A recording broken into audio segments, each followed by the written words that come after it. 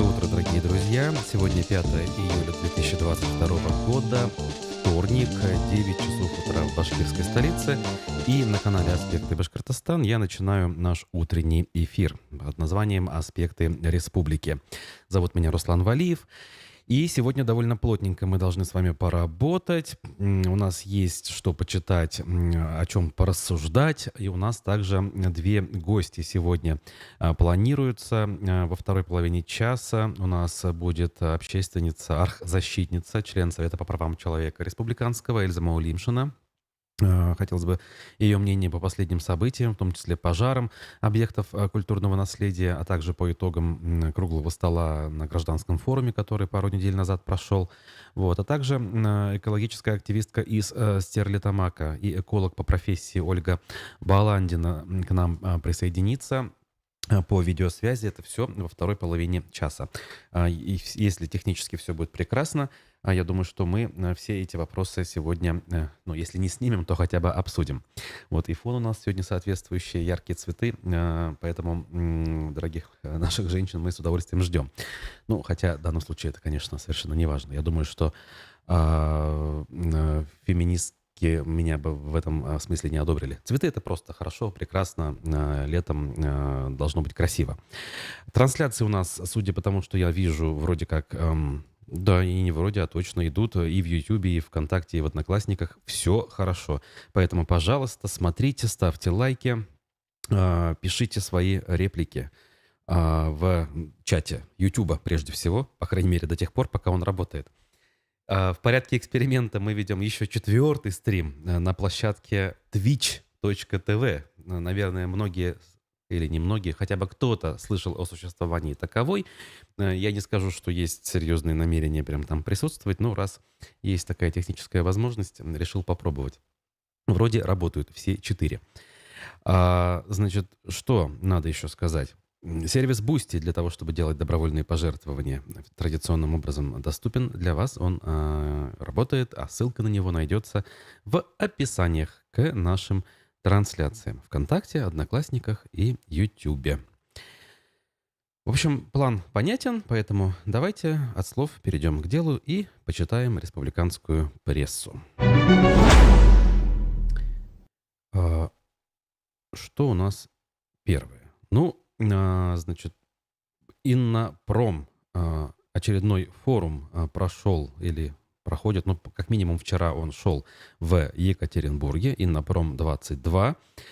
Его посетила официальная делегация республики во главе с главой региона Радием Хабировым, из-за чего даже оперативное совещание в правительстве перенесено с понедельника на вторник, то бишь мы его сегодня ждем.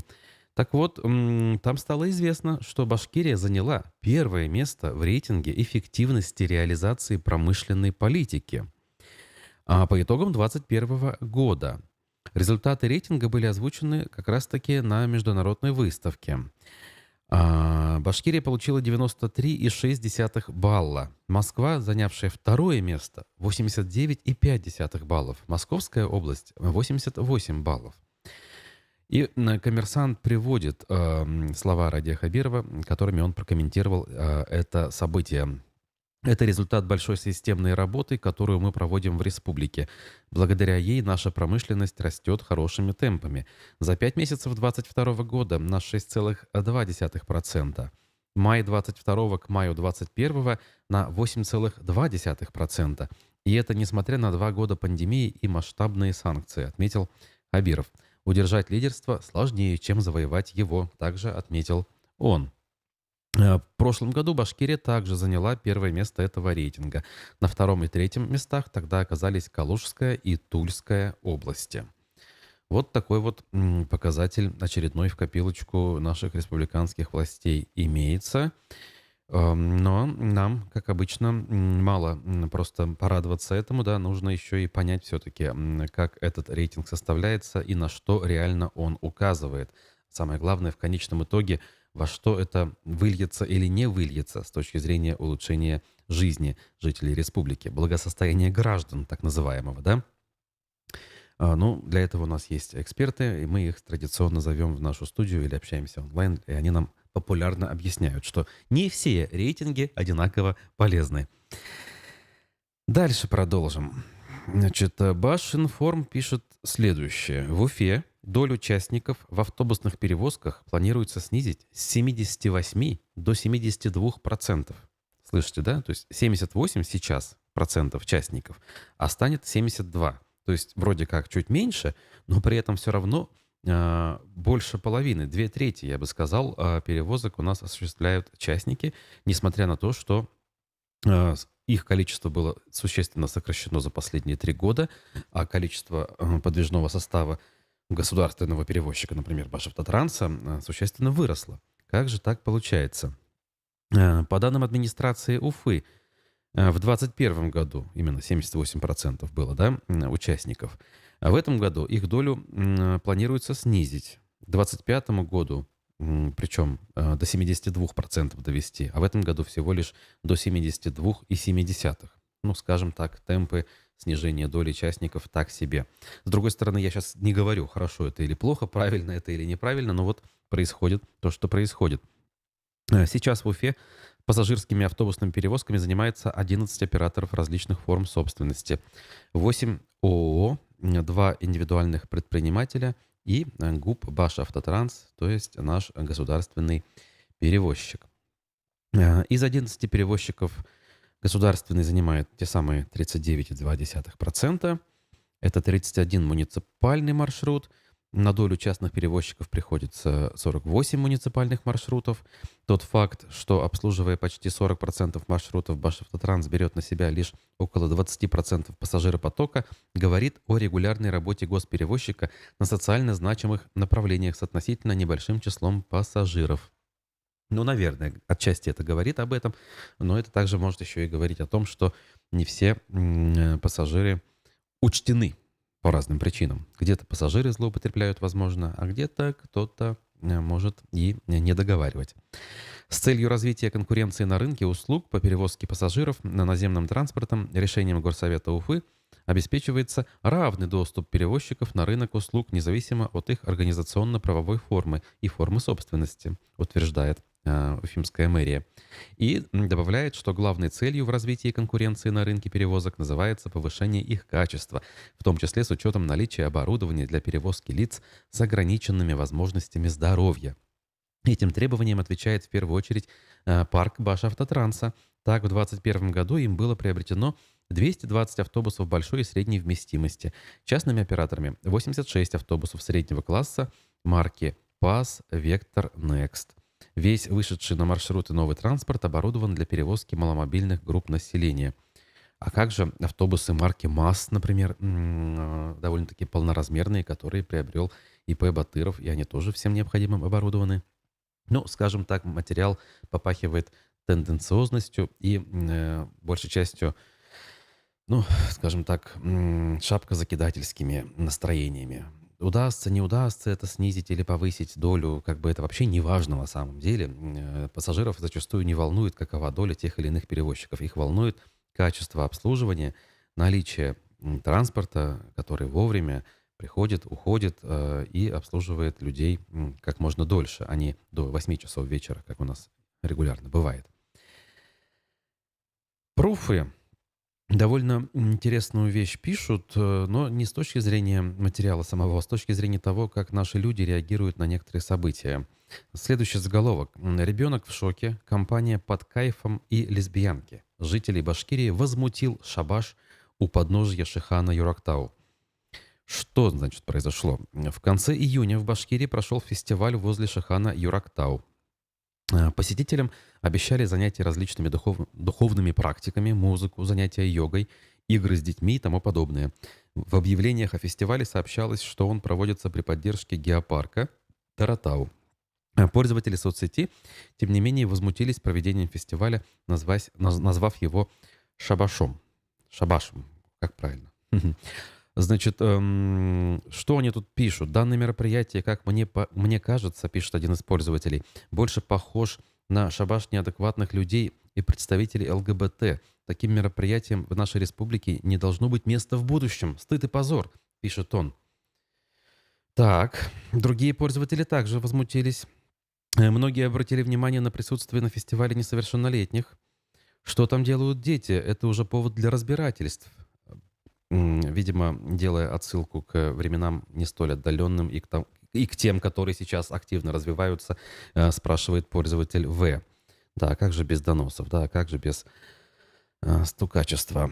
Вот на такие мероприятия Росгвардия не едет. Поехал бы этот клоун Азамат в маске и сорвал бы этот шабаш. Но нет, им против нормальных людей бороться сподручнее, пишут Т, утверждают пруфы. Ну, остается только догадываться, кого они имеют в виду в данном случае. И вот тут самое, наверное, на мой взгляд, печальное и возмутительное.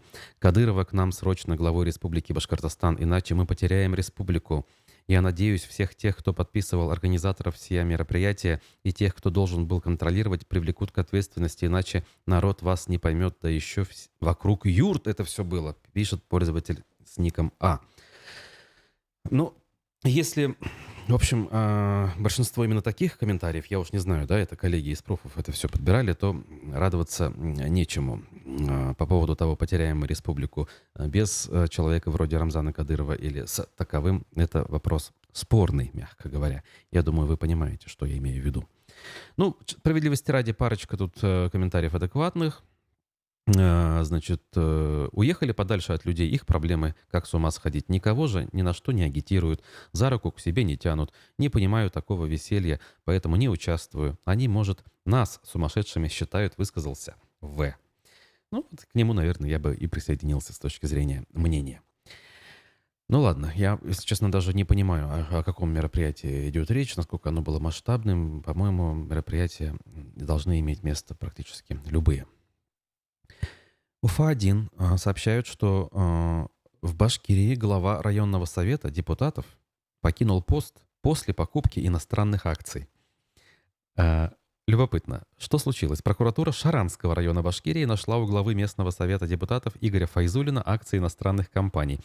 Как отметили в ведомстве, таким образом народный избранник нарушил закон. Сам Файзуллин объяснил, как у него оказались незаконные активы. Депутат заявил, что не знал о запрете о владении иностранными акциями.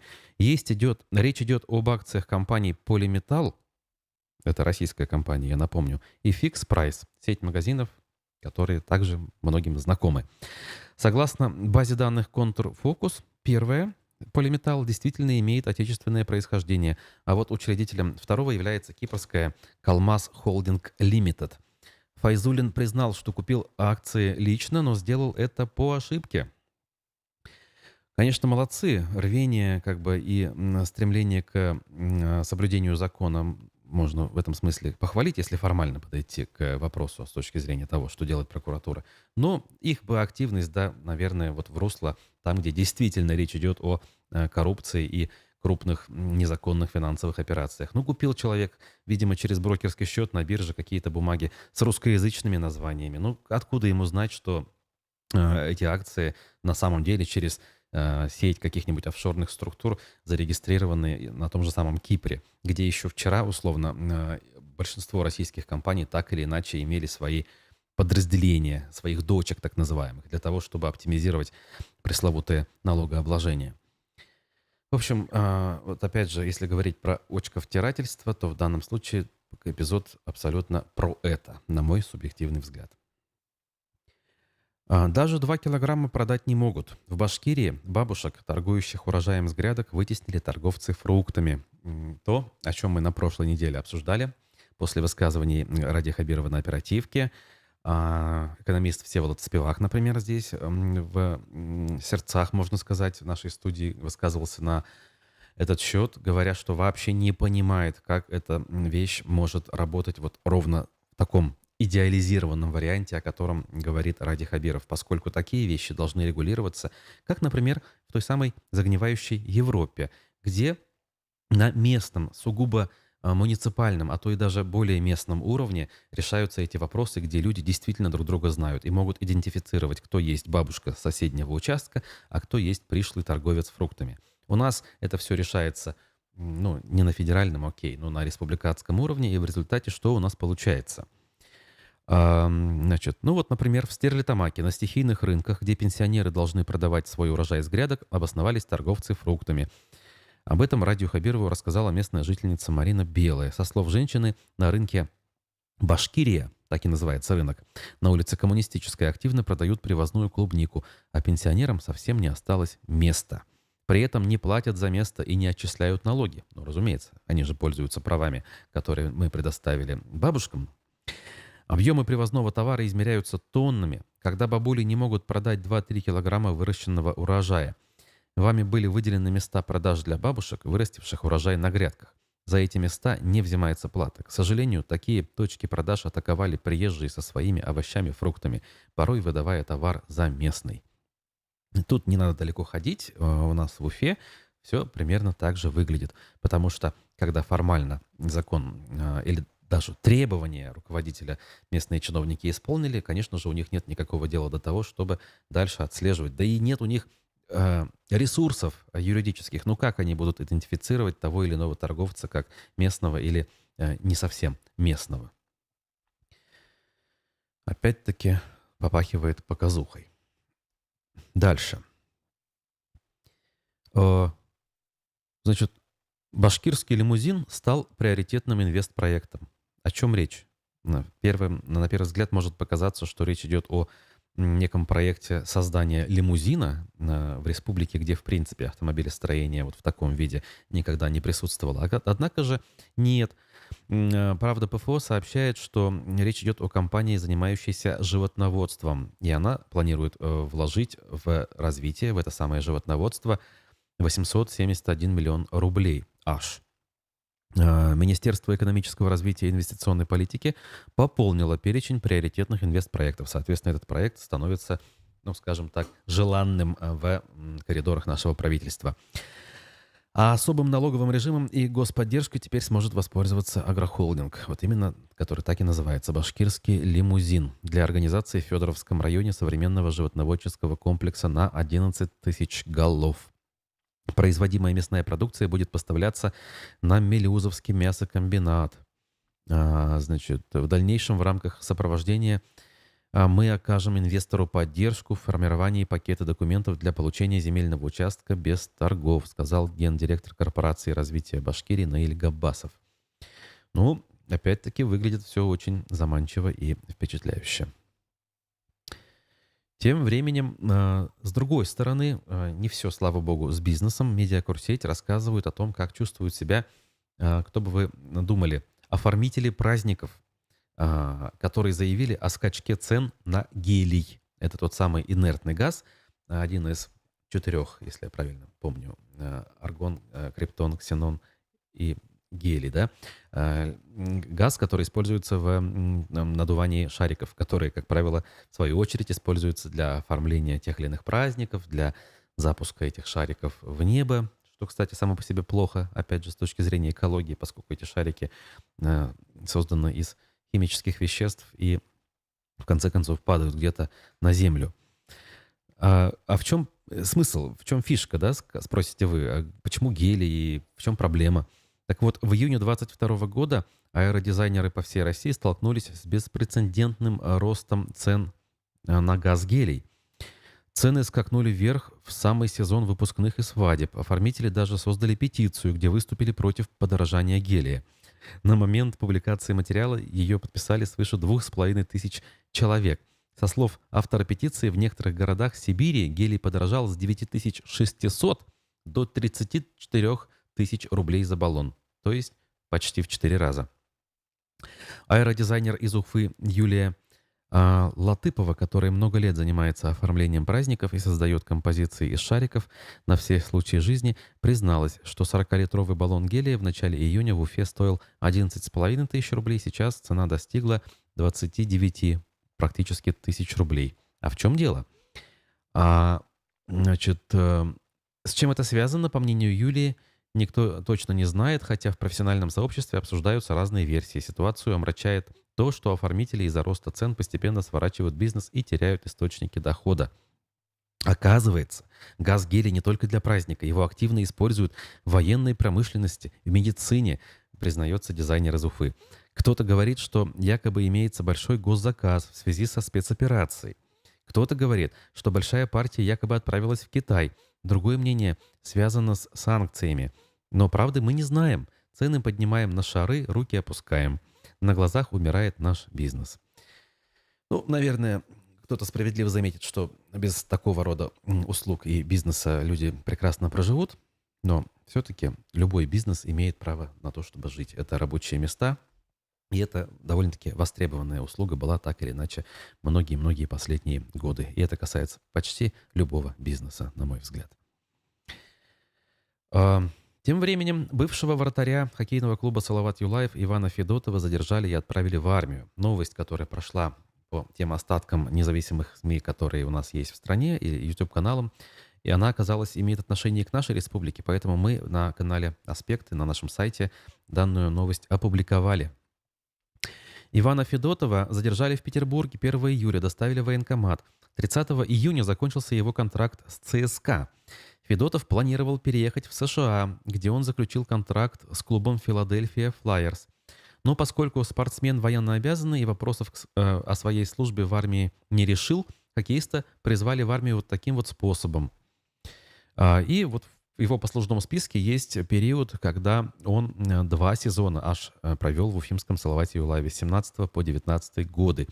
Вообще, вот это вот задержание и отправку в армию, говорят, даже на Новую Землю, сравнивают наблюдатели с известной историей сторонника Навального, Руслана Шавиддинова, которого примерно так же схватили и отправили. Ну, тогда, в общем, где-то была логика какая-то, да? Сторонник Навального был, как бы человек, которого, ну, мягко говоря, не приветствовали в официальных кругах и всячески пытались, ну, призвать в армию для того, чтобы изолировать, например, от его активной политической деятельности. А тут хоккеист, человек системный, и вот до него таким же жестким, как минимум, образом добрались. Любопытно, показательно. Ну и в некотором смысле в продолжении темы в Уфу прибыли более 330 беженцев из ЛНР и ДНР. Значит, они прибыли, соответственно, поездом. 331 человек, среди них 105 детей, в том числе беременная женщина с 2 детьми и 4 инвалида-колясочника, передает Башинформ. 210 прибывших разместили в уфимском санатории «Родные Зори», 95 человек в гостинице «Салавата», 50 в гостиничном комплексе «Башкортостан» в Туймазах. Мы готовы к их приему, все необходимые условия созданы. Это комфортабельные помещения с необходимыми удобствами. Организовано питание, сообщил руководитель администрации главы Башкирии Максим Забелин. Вот все на бумагах, в рапортах звучит, как правило, неплохо, но вот по некоторым данным, буквально вчера нам писали подписчики, очень сложно все, ну, с тех самых беженцев, с обеспечением, с выдачей документов, с приданием статуса вот этого официального, да, чтобы человек мог, например, устроиться на работу. Эти самые статусы, как правило, нужны. И далеко не все из тех, кто прибыл к нам еще весной, в мае, эти самые документы получили. Возникает вопрос, друзья, а вот вы, имея в виду организаторов всех этих вещей, если уж помогаете, как говорится, до конца, да, и делайте хотя бы те минимальные вещи, предоставляйте те минимальные услуги, которые в этой ситуации необходимо предоставить. А дальше уже люди сами как-нибудь, если у них будут полноценные права, они и на работу устроятся, и жизнь свою постепенно наладят. Кажется мне. Дальше. Бывший председатель Совета по правам человека при главе Башкирии дал небольшое интервью, точнее провел прямой эфир на своей странице во ВКонтакте, где попытался успокоить вкладчиков золотого запаса, проблемой, точнее, которых он занимался долгое время, находясь на посту председателя СПЧ. «Я не мог больше быть председателем, но дело золотого запаса доведу до конца». Это цитата, которую «Аспекты», наш сайт, вынес в заголовок данной публикации. И он сообщил, на прошлой неделе состоялись долгожданные публичные слушания по старой редакции генплана села Русский Юрмаш. Это было основным препятствием раньше. То есть тот факт, что данный генплан не рассматривался. Теперь, по его словам, счет по выплатам инвесторам золотого запаса пойдет не на годы, а уже на месяц всего лишь. И в сентябре инвестор Urals Group сможет приступить к финансированию выплат, выразил надежду Владимир Барабаш, В общем, пытается он успокоить тем самым. Возможно, есть как бы смысл в этих словах. Но опять-таки есть другая точка зрения. Нам пишут люди, кто в этой теме заинтересованы, что не все так однозначно. Вот, пока так скажу. Я думаю, что в одном из эфиров мы выслушаем их точку зрения. Ну, пока так. И буквально в двух словах скажу, что пруфы, может быть, для кого-то актуально. Все-таки лето, как-никак, сезон отпусков никто не отменял. И хотелось бы, наверное, многим так или иначе отдохнуть. Делают подборку информации о том, куда у нас есть вылеты. Вообще, Грузия, Египет, Мальдивы, Бахрейн. 18 стран, куда могут полететь на отдых жители Башкирии в условиях санкций. Таков заголовок публикации. И дальше описание по странам, в том числе ближнего, дальнего и даже очень дальнего зарубежья. Например, Венесуэла присутствует в этом списке. По ценам все очень по-разному, но по большому счету дороже, чем в среднем бывало в предыдущие годы. Вот такие у нас с вами новости к данному часу. А мы будем постепенно переходить к второй части нашего разговора, поскольку запланировано у нас общение. Сначала мы созвонимся с архозащитницей, членом Совета по правам человека при главе Башкирии, причем членом первого состава и второго состава СПЧ при главе Башкирии Эльзой Маулимшиной. Она у нас уже практически на прямой связи. И буквально сейчас мы с ней созвонимся. Так, Эльза, доброе утро, я вас вижу. Сейчас картиночку выведу на то, чтобы нас видели зрители. Да, теперь нас все видят. Я вас пока не слышу. Здравствуйте. Доброе утро. Прекрасно, все слышно и видно. Ну что ж, смотрите, начнем с самого такого острова. Буквально вчера вновь информационной ленты заполонила информация, что у нас горит очередной памятник культурного наследия, УКН так называемый, один из домов на улице Октябрьской революции. Что вы об этом знаете, что происходит? Вчера горела усадьба Шамовых по адресу улица Октябрьской революции, дом 53/2. Получается, что вечером мы обходили территорию, и заместителем директора реставрационной компании «Артель» Булатом Уразметовым были зафиксированы факты, когда не только само здание, сама усадьба Шамовых пострадала от пожара, но еще и соседнюю усадьбу, угол начали сами же МЧСники, сотрудники МЧС расковыривать просто так от того, что от безделия, грубо говоря. То есть все видео и фотофиксации направлены, естественно, в Управление по госохране объектов культурного наследия Республики Башкортостан. Будем ждать реагирования. Ага, а как-то... Что, они в смысле пытались что-то там добыть, какие-то прикольные штуки, да нет, я не знаю. Стояли и прутом ковыряли. Так, ясно. А сам пожар вообще становится ясно? Дело в том, что, согласно нашим осмотрам, получается, полностью сгорел деревянный пристрой. И, по нашим ощущениям, что пожар был где-то внизу в подвале под деревянным прикрытием, да, и молниеносно, грубо говоря, начал гореть и перекинулся уже на верхнее перекрытие. Угу. Однако до последнего пожар не видели, потому что пристрой горел, он во дворе, далеко, в глуби участка. И до тех пор, пока дым и огонь не стал виден со стороны улицы, никто не замечал этого пожара. При условии, что в момент пожара в доме находился несовершеннолетний ребенок. Он почувствовал запах гари, дыма и выбежал со своим котом. Угу. Так. То есть из 8 собственников, из 8 семей, 7 было расселены и проживала всего лишь одна семья. Так как усадьба на самом деле большая, дом большой, и мы с вами видим, что по сути за 2 года вся улица, все памятники просто убиты. То есть там постоянно бездомные. В прошлом году, в июне, я с Павлом Мазиным ходила и осматривала эти все здания, мы фото и видеофиксацию проводили, и как раз там в одном из дворов на меня пытались напасть бездомные там проживающие. Даже. Ага. Ко мне успела подбежать Альмира Рашидовна Жукова, тоже на тот момент член СПЧ, и вот она меня вызволяла буквально. Ничего себе. Так, ну, вот какую проблему-то это все в очередной раз обнажает? То есть мы сейчас даже не говорим причину возникновения пожара, там, поджог это был или все-таки случайность какая-то, но это же все-таки говорит о том, что проблема системно не решается. Это системное, наверное, равнодушие властей. По-другому я не могу никак объяснить. Дело в том, что не только же у нас в Уфе массово идет расселение. Подобная схема как бы и в других регионах встречается. Однако в других регионах давным-давно уже действуют по отлаженной схеме, когда эти здания автоматом после расселения, то есть осматривают, как бы фиксируют переход права как бы с момента расселения собственника в там либо в муниципальную собственность, либо под НКО, Так. под руководство НКО. То есть они тут же осматривают за собственником, фиксируют, закрывают, опечатывают.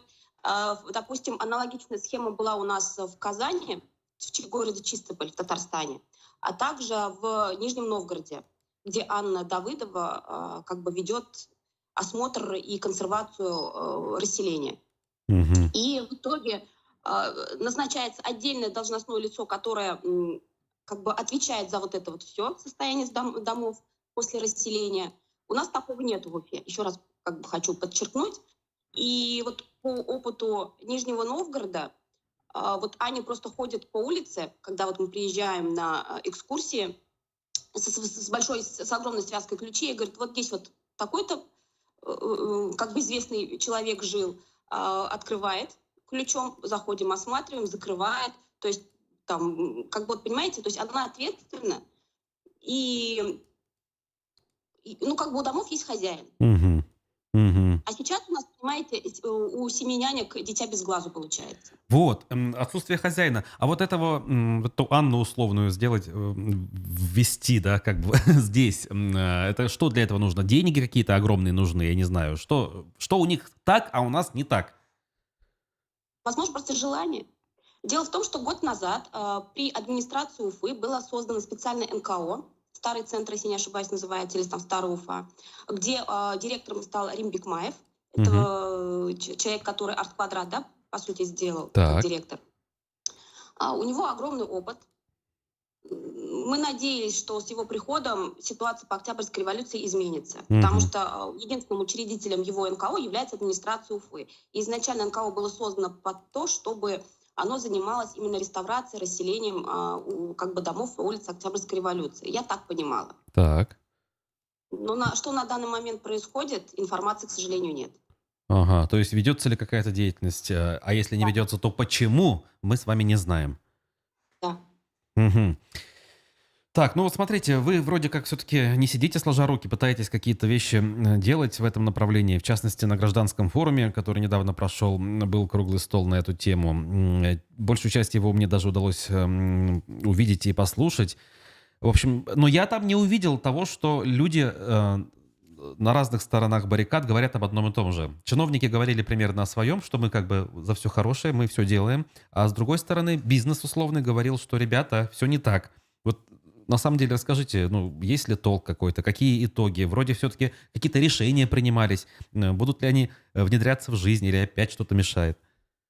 Но были нами подготовлены не поручения, а рекомендации, которые как бы были направлены главе республики, 10 рекомендаций, потому что у нас 2,5 часа, самый долгий, наверное, круглый стол на гражданском форуме был.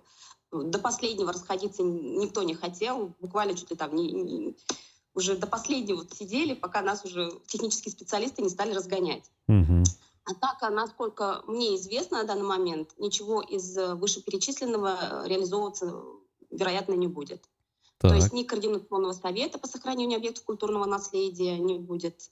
Изначально я как бы подразумевала, что в координационный совет войдут РАИВы, то есть это республиканские органы власти, которые отвечают, тот же Минзем имущества, да, кроме управления по госохране, то есть Башкортнаследия. Необходимо большое количество специалистов, должностных лиц, которые отвечают и за техническое подсоединение к сетям коммуникации, к электрическим сетям, к водоотведению. То есть просто так, когда инвестор приходит и забирает памятник с торгов и начинает его реставрировать, сам процесс реставрации занимает на самом деле не очень много и не столько денег, да, сколько именно техническое присоединение к сетям. Вот, допустим, по аналогии дом Тихониных на улице Коммунистической, 13. То есть само-то здание имеет земельный участок, к сожалению, исключительно только по периметру самого здания.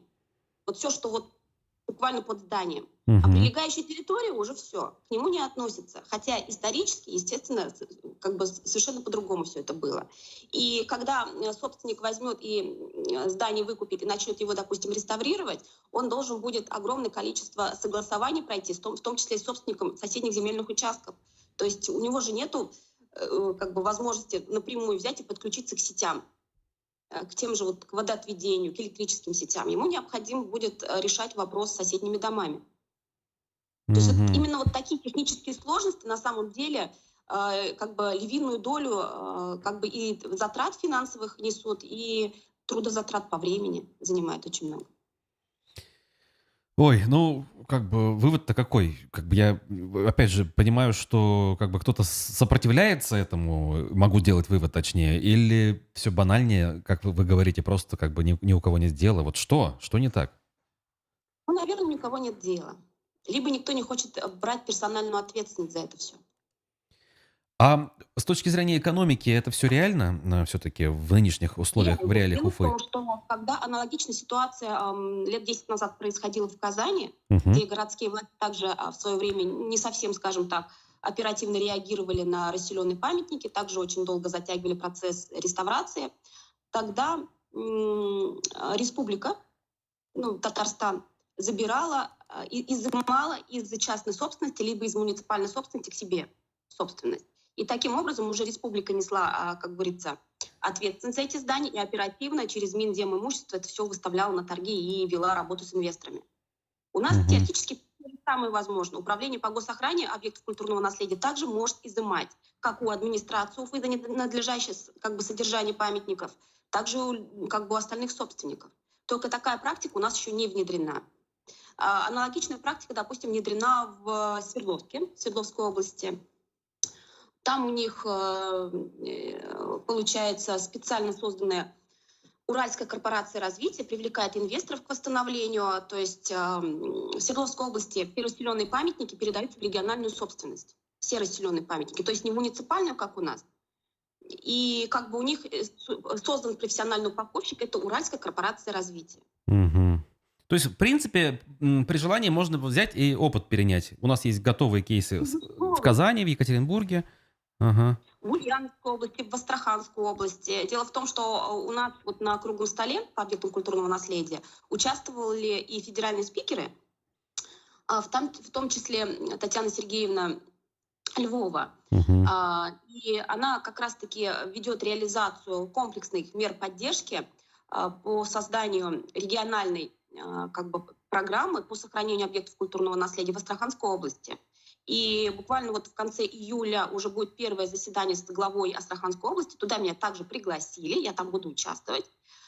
И некоторые моменты, которые мы поднимали на нашем гражданском форуме, они уже готовы реализовывать. То есть они у меня запросили всю информацию, в том числе, допустим, создание специальной льготной программы по как бы, кредитованию, да, для восстановления, как бы, под реставрацию объектов культурного наследия. То есть либо Мгм. там субсидирование процентной ставки, либо как-то вот более детально уже будем продумывать. Так, понятно. Ну, я не знаю, в рамках СПЧ вы как-то планируете вновь эту тему поднимать? Просто, с одной стороны, тот же Ради Хабиров, он, в принципе, высказывается на эту тему неравнодушно, да, вспомни хотя бы усадьбу Бухартовских, он об этом прям публично говорил и не раз. Но, как бы, понятно, что он не может день и ночь за этим следить, говорит, и дальше все как бы идет уже без ведения главы республики. Как вы думаете, это почему? Это как бы, я не знаю, недостаточно он внимания уделяет или все-таки где-то саботирует его высказывания и конкретные распоряжения? Ну, думаю, что глава республики все-таки уделяет этому внимание при острых как бы моментах. Однако нужно понимать, что профильные те же вице-премьеры и как бы нижестоящие работники, да, у них они же отвечают за все. одновременно и за экономику, не только за памятники. И получается, что у них другие проблемы занимают более львиную долю, чем памятники. То есть, Мгм. согласно тому же поручению Ради Фаритовича от 18 апреля этого года, должна быть разработана к 3 октябрю специальная республиканская программа по сохранению объектов культурного наследия. Мгм. Но мы не знаем, Третьему. вот она есть, в поручениях я видела. Даже сейчас назову проект региональная государственная программа сохранения, использования, популяризации государственной охраны объектов культурного наследия. Срок исполнения 3 октября. Мгм. Но мы не знаем, Мгм. на какой стадии что находится. И те же самые власти, как бы должностные лица, они же не выступают где-то, не рассказывают, что происходит, как они собрались помогать, что ли, там, поддерживать, сохранять и реставрировать памятники. Ну да. Ну Мы с да. вами в открытых источниках подобную информацию не видим. Мы максимум только видим, да, что вот там через месяц будет выставлено на торге там такие-то, такие-то памятники. А что кроме вот торгов, что еще будет? Мы даже по этой программе, по поводу продажи с торгов, узнали только уже постфактум, когда муниципальные власти, как бы горсовет Уфы, да, эту программу утвердил. Почему эту программу не дали как бы в широкой огласке? Ну, как Мгм. бы заранее, чтобы общество могло оценить, свои какие-то дополнения дать. То есть, ну, мы же тоже как бы не рядовые как бы члены, да, мы Ну, и общаемся, имеем широкий кругозор, в том числе в федеральных органах власти. Мгм. И поэтому как бы мы могли бы, если даже не сами, со своими коллегами из других регионов просто посмотреть, уточнить и какие-то существенные нюансы внести. У нас отсутствует такая возможность. Мы узнаем все постфактум. И это не меняется в зависимости от того, кто у нас является главой администрации в Уфе, например, да? Неважно, кто там, все одно и то же. Ну, пока, к сожалению, так. То есть мы не видим результата. Мгм. От них желаний, от них слов недостаточно. И кроме вот республиканской программы по сохранению, у нас как раз на круглом столе выступали как бы предприниматели из города Стерлитамак, и они как раз говорили о том, что ладно, говорит, если в Уфе еще мы отреставрируем здание, то это как-то еще может окупиться. Ну а в районах и в селах это никакой окупаемости не будет. Там нет такой проходимости, а как бы буквально денежные средства, да, на реставрацию, что в Уфе одного здания, что, допустим, в Стерлитамаке или там в глубоком районе, ну, одна и та же сумма уходит. Да, я вас понял. Ну что ж, спасибо большое вам, Эльза, что рассказали о событиях и поделились своей точкой зрения. Архозащитница, член Совета по правам человека при главе Башкирии Эльза Маулимшина у нас была на прямой связи. Спасибо еще раз. Отключаемся. Как вы уже слышали, вот мы обсудили текущие вопросы, связанные с архозащитой. Так, у нас тут с картиночкой, вот, ой, и сзади уже не та вышла. В планах у нас дальше еще одна собеседница, экологическая активистка, активистка движения «Стерлитамак Дыши» Ольга Баландина должна ответить на наш звонок также по видеосвязи. И сейчас я этот самый звонок начну. Дело в том, что буквально вчера поступила новость от активистов в той самой южной агломерации, скажем, это мы всегда таким общим названием характеризуем: Стерлитамак, Ишимбай и Салават. Так вот, там начали жаловаться, что проблемы с воздухом, но я бы сказал от себя, что проблемы с воздухом не только там, они и у нас в Уфе, но у нас в Уфе, видимо, не хватает людей, или как минимум не хватает экологических активистов, которые могли бы эту тему поднимать столь же громко, как это делают коллеги из Салавата и Стерлитамака. Как это делают люди, как Ольга Баландина и ее единомышленники. И, судя по всему, Ольга к нам подключается, и это замечательно. Я ее вижу, слышу. Сейчас я выведу картинку для наших зрителей. Так, все. Мы с вами в эфире. Ольга, здравствуйте. Добрый день, как меня слышно? Слышно прекрасно и видно. Вижу, что вы находитесь где-то на улице, рядом с площадью, но идентифицировать, к сожалению, не могу. А где вы? Я в парке. В парке. Очень хорошо. Ну и как в парке ощущения утром? Есть чем дышать? Да, в парке хорошо. Сегодня даже в городе было чем дышать. мы отлично выспались. Это, наверное, главная новость теперь утром. Главная тема обсуждения, да. Было ночью чем дышать или нет? Так, ну давайте все-таки уточним. Я тут говорил про сразу и Салават, и Стерлитамак, но вы в Салавате, собственно, так ведь? Да, я проживаю в Да, Словакии, да. вот я поэтому и говорю, чтобы мы все-таки были конкретными. Ну а в чем суть проблемы-то в последнее время? На кого жалуетесь, как говорится? Ну, у нас одно предприятие, которое, ну и ветер соответствующий, то есть я тут даже не знаю, тут, как говорится, если у твоих соседей, если в вашем подъезде живет только один сосед, у которого есть собачка, и ты под дверью обнаружил неприятность, ну или наоборот, то есть понятно, кто это сделал, вот как-то так. Ага. Но вообще, я считаю, контролирующие органы должны разбираться тем, кто это сделал, что произошло. Ну, а есть ли со стороны, с вашей стороны или со стороны других, может быть, каких-то активистов, или, может быть, даже чиновников, обращение в эти самые контролирующие органы? Я не знаю, я пока только направила запросы, то есть вот самая жуткая ночь была с субботы, так, сегодня у нас понедельник, то есть в пятницу, субботу, на воскресенье, в воскресенье я направила запрос во все контролирующие органы, то есть пока, соответственно, ответов нет у меня еще.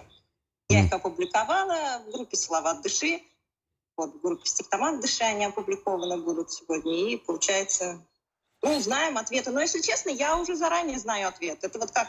Да. Наверное, когда учитель вызывает двоечника к доске, он знает, что он ответит. Ну и отличника, кстати, тоже. Мгм. Ну, потому что у вас уже большой опыт в направлении подобных запросов. Что говорят, не обнаружили или как бы нет полномочий? Вот как это все выглядит? Роспотребнадзор обычно ничего не обнаруживает. Единственное, кто обнаруживает превышение около моего дома, это Министерство экологии. Но Министерство экологии, вы сами знаете, федеральные предприятия, они ему не подведомственны. То есть оно просто обнаруживает, присылает эти страшные вещества, этилбензол, толуол, в прошлый раз даже хлорбензол. Но при том, вы знаете, присылают же полную, то есть полная распечатка. То есть даже в Наумовке обнаруживаются превышения Вышимбая, ну, в зависимости от направления ветра. Вот, и около моего дома периодически, когда я вызываю. Притом Роспотребнадзор запросы делаю за тот же период, они ничего не находят. Ну, фенол находят, но фенол, знаете, его очень удобно находить. Это можно сказать, что свалка горела. Да. Понятно, я. Знаете, как бы, ну, история стара как мир, как говорится, еще да. вот, мы знаем о том, что это все так, вот, сколько живу, столько и знаю, как говорится.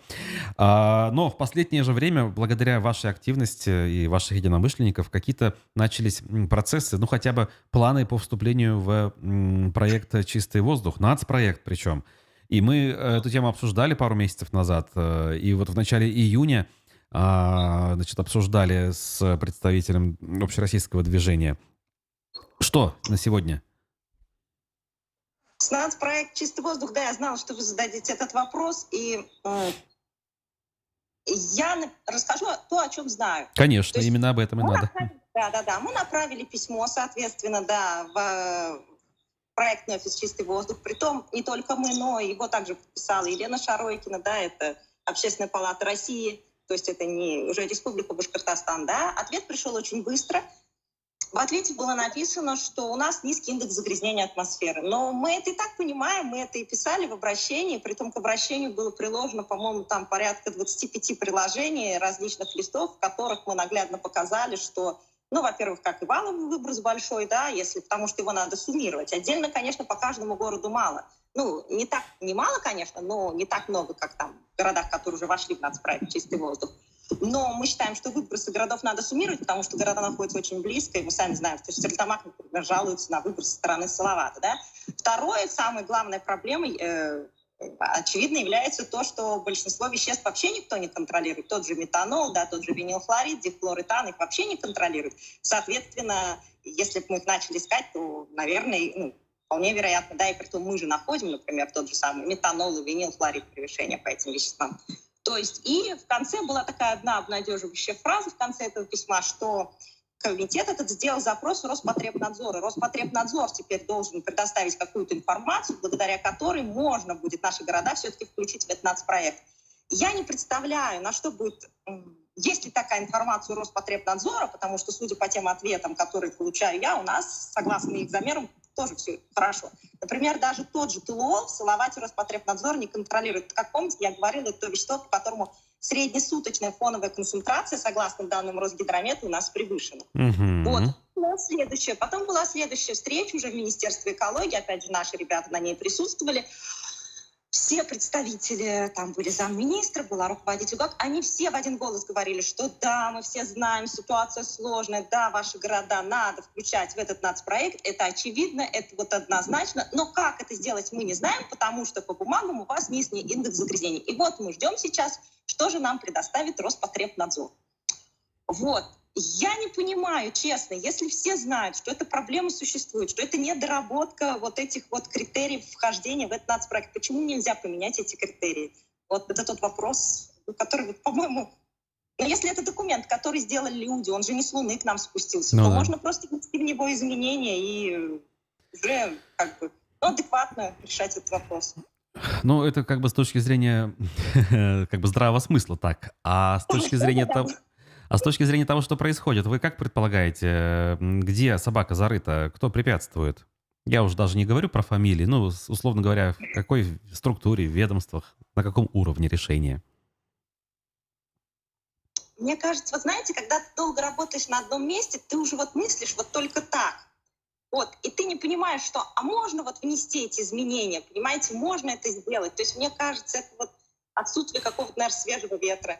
Наверное, поэтому я решила записать этот эфир в парке, чтобы вдохнуть свежий ветер в это дело. Мне очень этого захотелось. Мгм.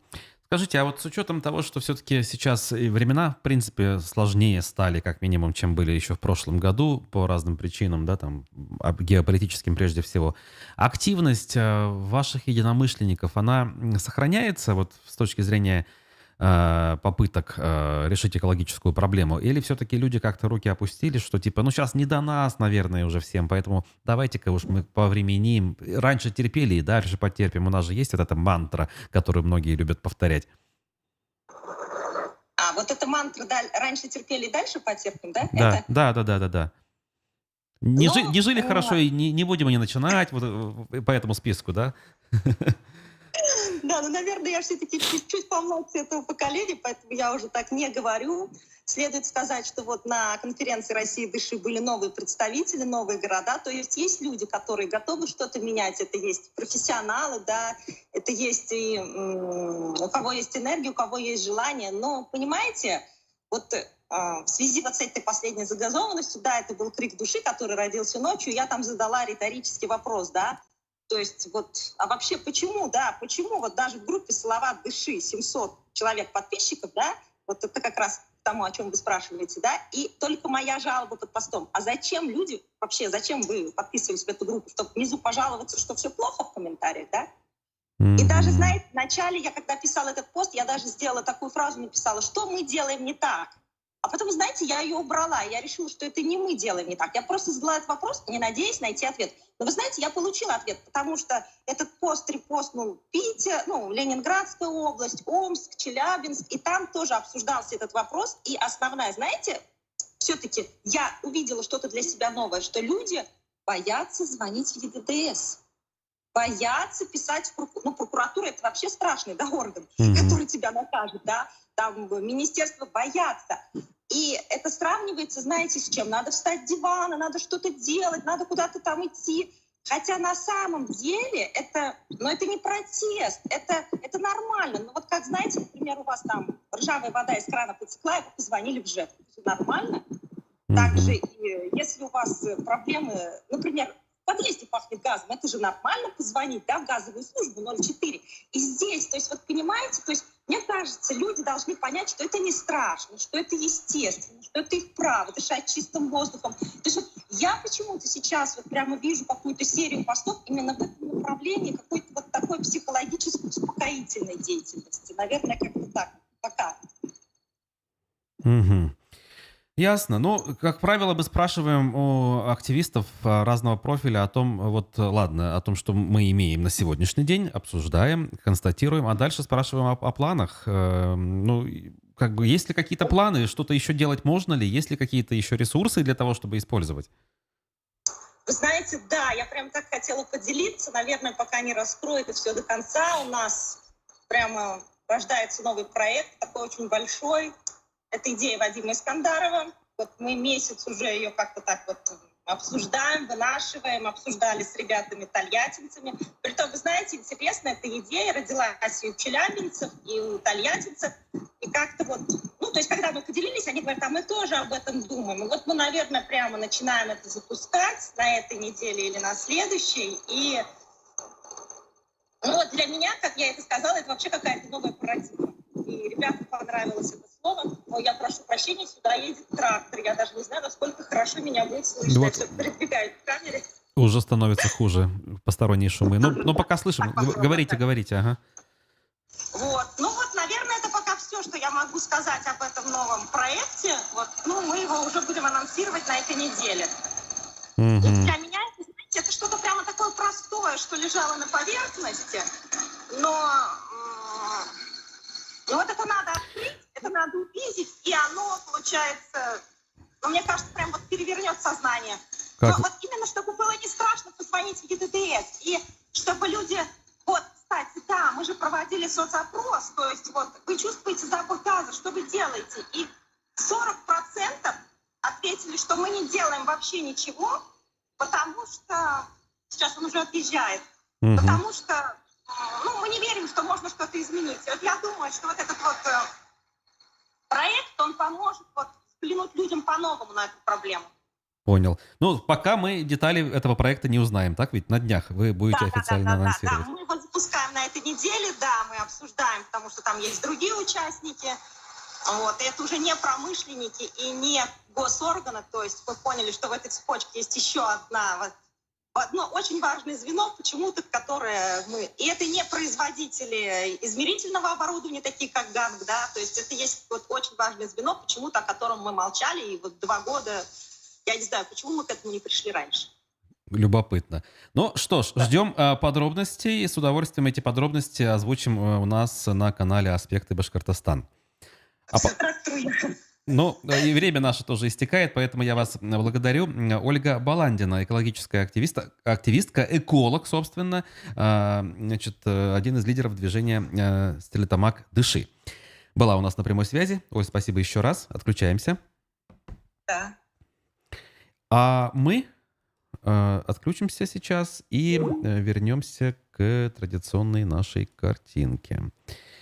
Да, вот он, я, значит, вернулся в трансляцию, теперь я в одиночестве. Что ж, вот такие вот у нас получились сегодня включения.